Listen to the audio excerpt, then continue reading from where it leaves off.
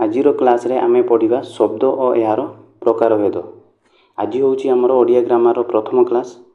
आजिर class रे आमे कौन कौन पढ़िबा ना शब्द पढ़िबा। शब्द कौन, शब्द क्या कह जाए, तत्सम शब्द कौन, तद्भव शब्द कौन, देशज शब्द कौन, वैदेशिक शब्द कौन, ए सबू आमे गोटे गोटे करी पढ़िबा एवं बुझिबाकू चेष्टा करिबा। तापर आमर दुईटा कनसेप्ट रहिला, मौलिक शब्द एवं युग्म शब्द। ओडिया शब्द चैप्टर रु हमको एतिकी पढ़िबार अछि, एतिकी मोर देन एनफ। प्रथमे आमे पढ़िबा शब्द। शब्द कौन, शब्द क्या कहती। तमे मैंने समस्ते जानिछ आमर ओडिया वर्णमाला रे टोटाल 49 वर्ण अछि। यही 49 वर्ण को लेकिन शब्द तैयारी। 49 वर्ण रु गोटे किंबा गोटे रु अधिक वर्ण जेतेबेले मिसिकी गोटे निर्दिष्ट अर्थ प्रकाश करूछंती ताकू आमे शब्द कहिबा। हैला गोटे वर्ण हो किंबा दीटा वर्ण हो किंबा तीनटा वर्ण हो किंबा चारटी वर्ण हो, गोटे किंबा गोटे रु अधिक वर्ण जेतेबेले मिसिकी गोटे निर्दिष्ट अर्थ प्रकाश करूछंती ताकू आमे शब्द कहिबा। जदि अर्थ प्रकाश करू नाही ताकू आमे शब्द कहिबा नाही। तमे माने डेफिनेशन देखि परिबो कोन लिखा हिछि ना गोटे अक्षर किंबा गोटे रु अधिक अक्षर एकाठी मिसी एक निर्दिष्ट अर्थ प्रकाश करुथिले ताकू शब्द कहा जाए। अर्थबोधक एक बा एकाधिक वर्ण को शब्द कहती। दीटा डेफिनेशन रो मीनिंग सेम है। उदाहरण रे आमे देखि परिबा माँ।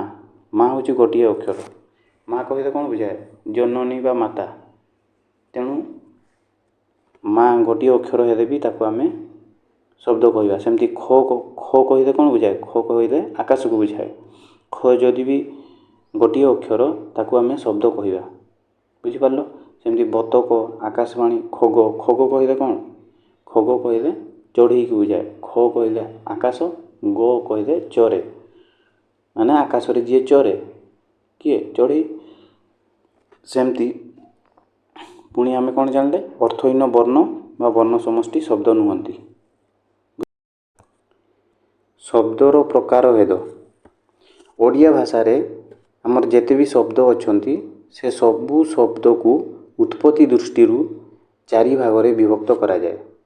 सेगुडी को कौन कौन, सेगुडी को हेले तत्सम शब्द, तद्भव शब्द, देशज शब्द एवं वैदेशिक शब्द।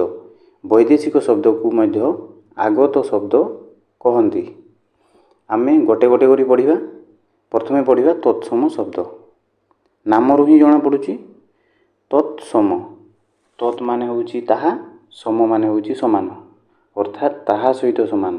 कहा सहित समान, संस्कृत सहित समान। अर्थात संस्कृत भाषार जो शब्द गुड़ी को आमे ओडिया भाषा रे अविकल रूप रे व्यवहार करूछु से गुड़ी को आमे तत्सम शब्द कहिबा।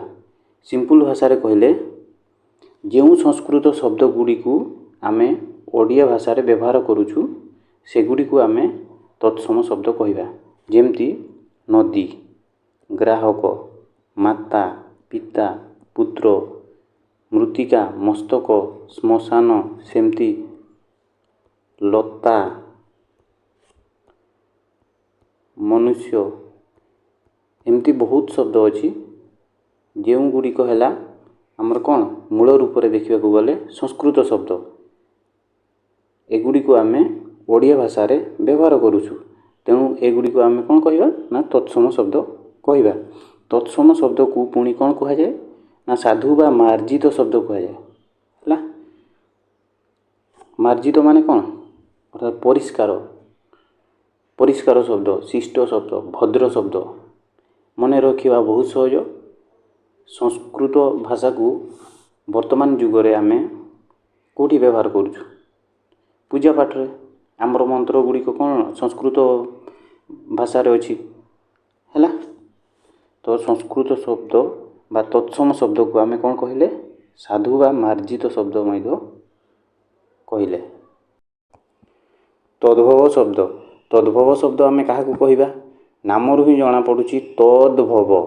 तद माने ताहा, भव माने जात, तहिरु जात। तहिरु जात माने केउठिरु जात ना संस्कृत रु जात। तमे माने समस्ते जानिछ हमर सबु भाषार जननी होउची किए संस्कृत भाषा। तेणु आम ओडिया भाषा किछि शब्द अछंती ଯେଉଁ शब्द गुड़िक संस्कृत भाषारू सृष्टि होइछंती। आमे सेही शब्द को आमे कौन कहिबा ना तद्भव शब्द कहिबा। बुझिपारलो? तो जेमती कि आमर नदी होउची गोटे संस्कृत शब्द, किंतु नदी रू सृष्टि होइथिबा नई शब्दटी आमर कौन ओडिया शब्द। तेणु नई को आमे तद्भव शब्द कहिबा। सेमती माता होउची आमर कौन संस्कृत शब्द, मातार सृष्टि होइथिबा माँ शब्दटी आमर कौन ओडिया शब्द, माँ को आमे तद्भव शब्द कहिबा। सेमती घृत होउची संस्कृत शब्द, घृतरू घिओ, श्मशानरू मशाणी, पुत्ररू पुओ, ग्राहकरू गराख, ए सबु कौन ए सबु हेले आमर कौन तद्भव शब्द, जेहेतु यही शब्द गुड़िक संस्कृत शब्दरू जात होइछंती। बुझिपारलो? तो तद्भव शब्द आमे काहाकू कहले ଯେଉଁ शब्द गुड़िक संस्कृतरू आसीचंती हैला। पुणी जदि आमे भल कि देखिबा नदीटा गोटे कौन गोटे तत्सम शब्द, अर्थात नदी शब्दटी हैला मूल रूप रे देखिले संस्कृत शब्द, किंतु याकू आमे ओडिया भाषा रे व्यवहार करूछु। तेणु नदी गोटे आमर कौन तत्सम शब्द। तो मु एबे कहि परिबी जे आमर तद्भव शब्द गुड़िक तत्सम शब्दरू मध्य जात बा सृष्टि। बुझिपारलो? सेही कथाटा एठी लेखा आइछि, तद्भव शब्द तत्सम शब्दरू जात। बुझिहेला? तद्भव शब्द को अपभ्रंश शब्द मध्य कुहा जाए, जेहेतु समय क्रमे संस्कृत शब्दटी ही परिवर्तन होइकि ओडिया भाषा रे व्यवहृत होइछंती। तेणु तद्भव शब्द को अपभ्रंश शब्द मध्य कुहा जाए। नेक्स्ट आमे पढ़िबा देशज शब्द। देशज शब्द कहले आम देशर शब्द, आम निज अंचलर शब्द, अर्थात हजार हजार वर्ष पूर्व रे आमर पूर्वपुरुष माने ଯେଉଁ ସବୁ शब्द व्यवहार କରୁଥିଲେ ବର୍ତ୍ତମାନ ମଧ୍ୟ ଆମେ ସେହି ଶବ୍ଦକୁ ବ୍ୟବହାର କରୁଛୁ। ସେହି ଶବ୍ଦ ଗୁଡ଼ିକୁ ଆମେ ଦେଶଜ ଶବ୍ଦ କହିବା।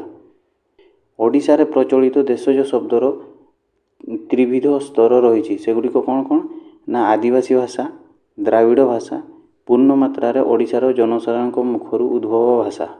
ଅର୍ଥାତ୍ ଆଦିବାସୀ ଭାଷାର କିଛି ଶବ୍ଦ, ଆଦିବାସୀ ଶବ୍ଦ ଆମର ଓଡ଼ିଆ ଭାଷାରେ ପ୍ରଚଳିତ, ସେଗୁଡ଼ିକୁ ବି ଆମେ ଦେଶଜ ଶବ୍ଦ କହିବା। ସେମିତି ଦ୍ରାବିଡ଼ ଶବ୍ଦ କିଛି ଅଛି ଯେଉଁଗୁଡ଼ିକ ଆମେ ଓଡ଼ିଆ ଭାଷାରେ ବ୍ୟବହାର କରୁଛୁ, ସେଗୁଡ଼ିକୁ ବି ଆମେ ଦେଶଜ ଶବ୍ଦ କହିବା।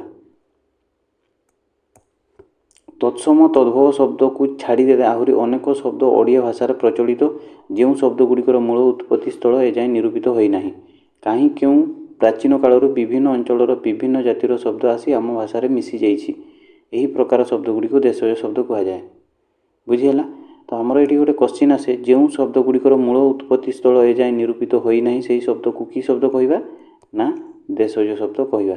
ଓଡ଼ିଆ, ଏଣ୍ଡୁରି, କଣ୍ଢେଇ, କୁଟା, ଖାଣ୍ଟି, ଅଖାଡ଼ୁଆ, ଗାଲୁଆ, ଭକୁଆ, ଟାପରା, ଗିନା, ଚାଉଳ, ଜନ୍ଦା ଇତ୍ୟାଦି ଏଗୁଡ଼ିକ ହେଲେ ଆମର କ'ଣ ଦେଶଜ ଶବ୍ଦ। ଅଡ଼ା, ଆରିସା, ଏଣ୍ଡୁରି, ଅଗାଡ଼ି ଏଗୁଡ଼ିକ ମୂଳ ରୂପରେ ଦ୍ରାବିଡ଼ ଶବ୍ଦ, କିନ୍ତୁ ଆମେ ଏଗୁଡ଼ିକ ଓଡ଼ିଆ ଭାଷାରେ ବ୍ୟବହାର କରୁଛୁ। ତେଣୁ ଏଗୁଡ଼ିକ ହେଲା ଆମର କ'ଣ ଦେଶଜ ଶବ୍ଦ। ସେମିତି ଆଦିବାସୀ ଶବ୍ଦ ଅଛି ଅଟେଇ, ଅରମା, ଆଣ୍ଠୁ, କଡ଼ି, ଅଝଟ, ଚୁନି, ଗେଣ୍ଡା, ଆଳୁ, କବି, ତାଟିଆ ଏସବୁ ଆଦିବାସୀ ଶବ୍ଦ ହେଲା। ଏଗୁଡ଼ିକୁ ବି ଆମେ ଦେଶଜ ଶବ୍ଦ କହିବା। ନେକ୍ସଟ ଆମେ ପଢ଼ିବା ବୈଦେଶିକ ଶବ୍ଦ। ବୈଦେଶିକ ଶବ୍ଦକୁ ସନ୍ଧି ବିଚ୍ଛେଦ କଲେ କ'ଣ ହେବ? ବିଦେଶ ଯୁକ୍ତ ଇକ ବୈଦେଶିକ, ମାନେ ବିଦେଶ ସମ୍ବନ୍ଧୀୟ। ଯେମିତି ବିଜ୍ଞାନ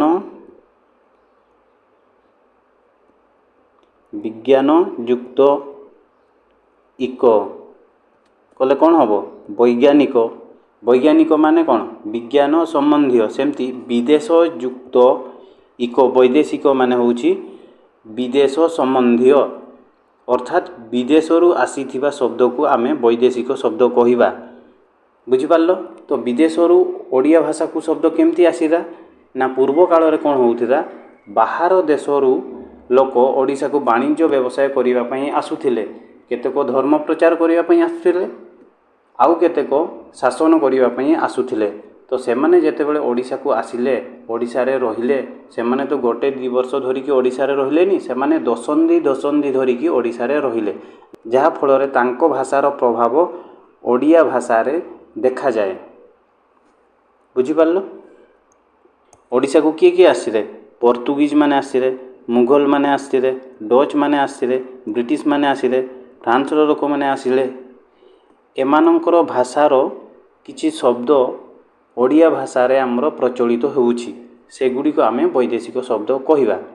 सेमती विज्ञानर नुआ नुआ उद्भावन होउछि, नुआ नुआ आविष्कार होउछि, सेगुड़िक जो नाम दिया जाउछि सेगुड़िक भी आमर कोन वैदेशिक शब्द हबो।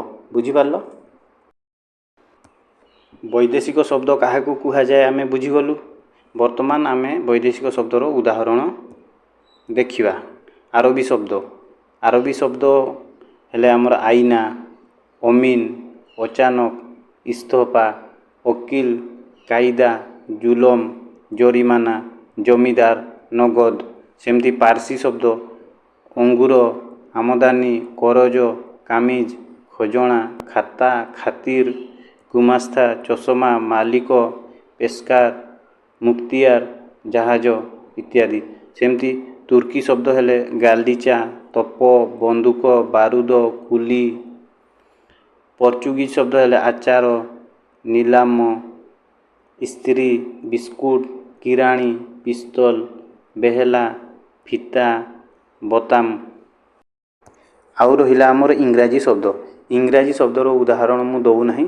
तमे माने समस्ते जानिछ आमर दैनंदिन जीवन रे आमे बहुत इंग्राजी शब्द व्यवहार करूछु सेगुडी को आमे वैदेशिक शब्द कहिबा। देखो एई सबु शब्द को तमे माने घुसीबो नहीं हैला। आजिर क्लास रे मु जहाँ भी पढ़ेली तत्सम शब्द, तद्भव शब्द, देशज शब्द एवं वैदेशिक शब्द ए सब को घुसीबो नहीं। तमे माने कोन करिवो सारस्वत व्यवहारिक ओडिया व्याकरण बही किनिबो।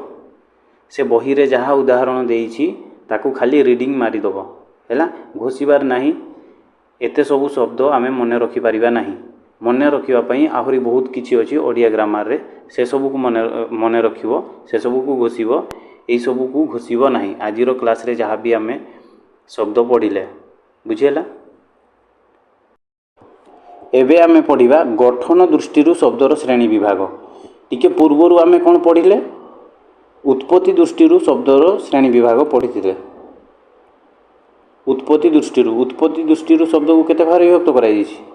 4 भाग रे तत्सम, तद्भव, देशज, वैदेशिक हैला। हमर क्वेश्चन आसीबो उत्पत्ति दृष्टि शब्द को केते भाग रे विभक्त करा जायछि? आंसर हैला 4 हैला। आउ जदि पचारला गठन दृष्टि शब्द को केते भाग रे विभक्त करा जायछि तमर आंसर हो 2 हैला।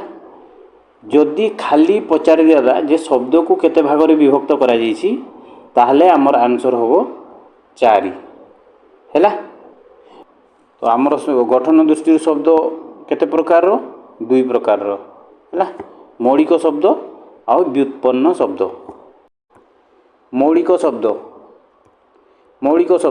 मौलिक शब्द आमे काको कहबा ना जेउ शब्द रु गोटे हेले अक्षर काटी हुए नहीं ताको आमे मौलिक शब्द कहबा। जेमति घर, आंब, नडिया, पैड, टंका हैला। एई सब शब्द देखो घर रु कौन से अक्षर काटी पारिबी नहीं। जदि काटी देदी से आउ शब्द होइकी रहिबो नहीं, कौन से मीनिंग तार रहिबो नहीं।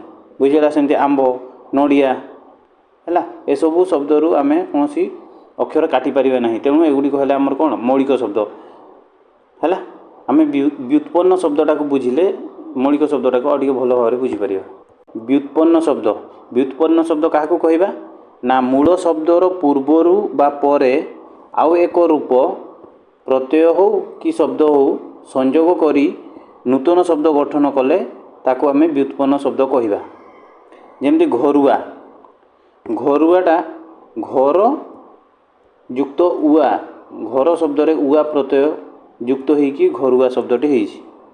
तेणु एटा व्युत्पन्न शब्द। सेमति प्रताप, प्रयुक्त ताप हैला। सेमति एटा पणिया नुह पाणिया, पाणिया पाणी युक्त आ, पाणिया आ प्रत्यय लागिकी पानरा, पान युक्त रा, पानरा ए सब हेले हमर कोन व्युत्पन्न शब्द। बुझिहेला?